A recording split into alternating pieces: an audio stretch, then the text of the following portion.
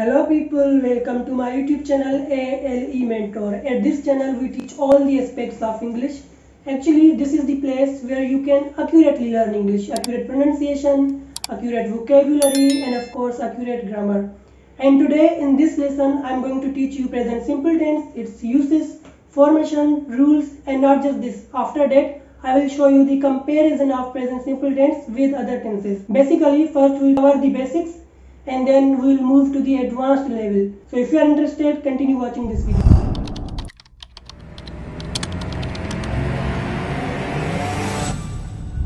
This is the list I have created for you, the major uses of present simple tense. This tense is used for habitual actions or daily routines including repeated events, universal facts, instructions or directions, and lastly we have the future timetabled events. Let's study them one by one, but before that it is important to know how to form present simple sentences. The formation is simple though. First we have the subject, the bare infinitive also known as root verb and object. You write a letter.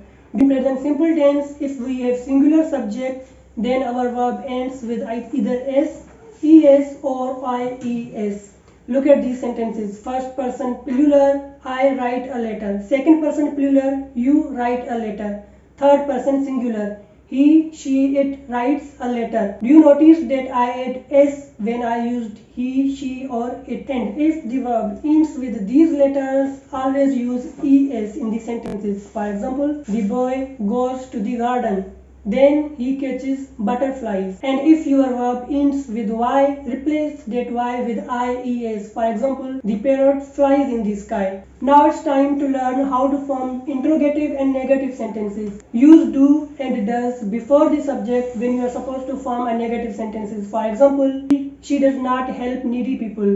And when you are supposed to form an interrogative sentences, use do and does before the subject. For example, does she help needy people? Do you work hard during exams? Now it's time for uses to be learnt. Firstly, we have habitual actions or daily routines, including repeated events.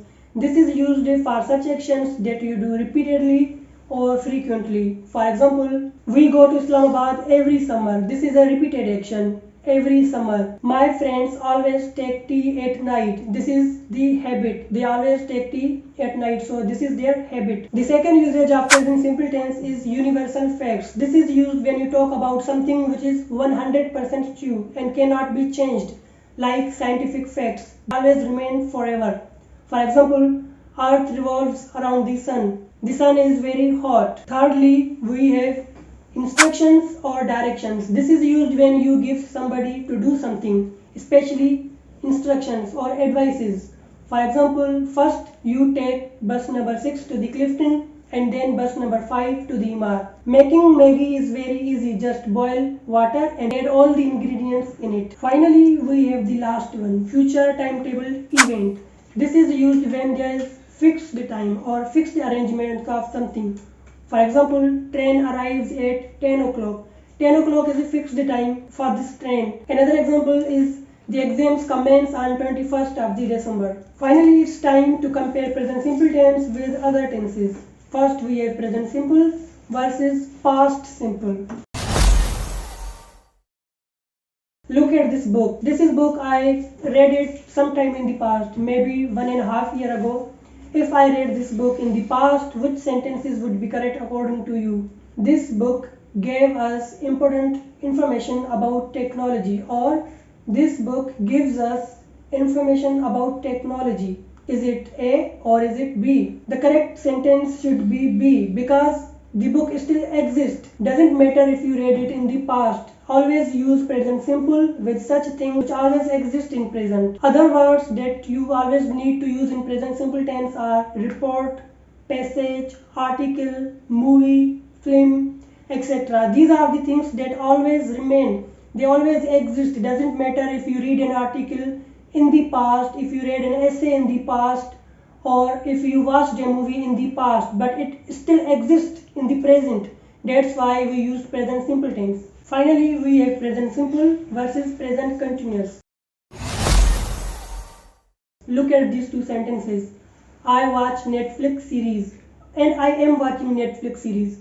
Do you know what's the difference between these two sentences? First sentence tells us that watching Netflix series is something that I always do. It is part of my habit or daily actions. So we can call this sentence a permanent sentence. I am watching Netflix series. This sentence tells us that it's not part of my habit or daily actions. I am watching Netflix series for the time being in the continuous. It will soon be over, maybe after 2 minutes or 5 minutes. So we can call this sentence a temporary situation. So if the sentence is something that you always do, which is part of your habit, use present simple tense. And if you do something for the time being, always use present continuous. So that's it for today's lesson. I hope you enjoyed my lesson and found it more productive. If you have any confusion, ask me in the comment section below. I will try to address all your queries. And remember to subscribe my channel and also like this video, and I will see you soon with another lesson.